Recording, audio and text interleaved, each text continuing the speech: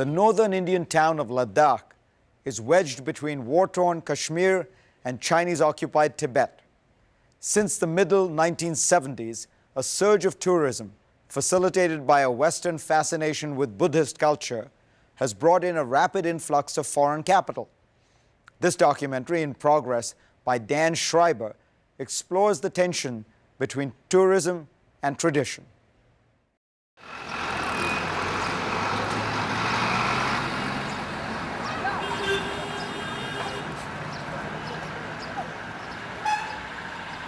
In remote northern India, wedged between war-torn Kashmir and Chinese-occupied Tibet, is the arid Himalayan landscape called Ladakh.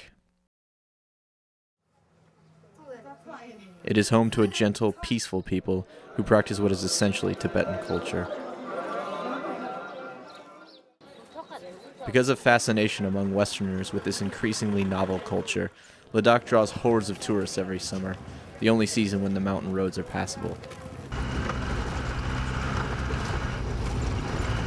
Ladakh, which varies in elevation from 10 to 18,000 feet above sea level, is most commonly reached by way of a grueling 2-day jeep ride over bumpy and dangerous roads where deadly accidents often occur.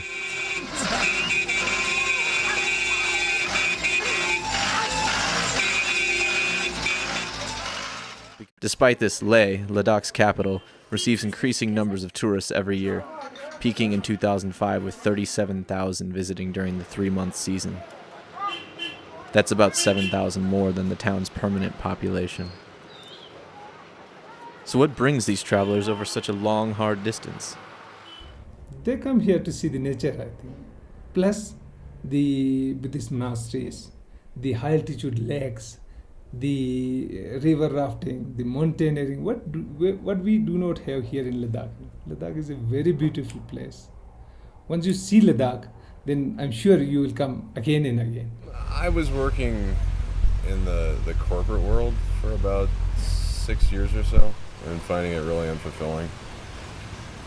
So I decided to take a couple of years off and do some traveling. We came because we haven't got long in India and it's the monsoon and we wanted to avoid rain in the south. Like an easygoing, gentle place to hang out, and if you're into it, obviously learn tons about Tibetan Buddhism.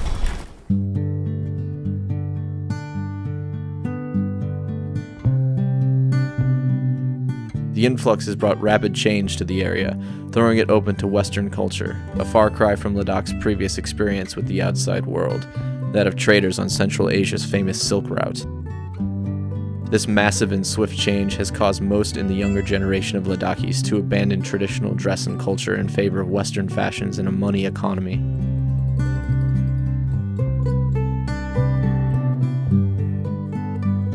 Whereas Ladakh was once a primarily agrarian economy, many have now turned to the short tourist season to make their living for the rest of the year.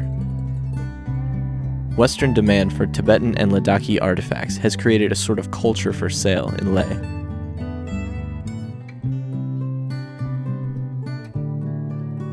Tourism companies have also sprung up in large numbers, offering to arrange pack ponies for trekking, tents and other camping equipment, mountaineering gear, and logistic advice.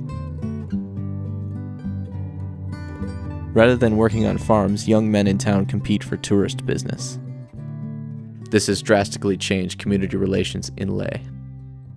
We used to help each other much more than now.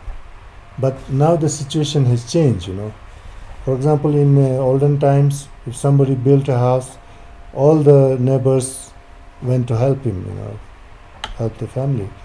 But now, even if I want, I can't do it because I have no time, So for me, it's much more practical if I employ some people.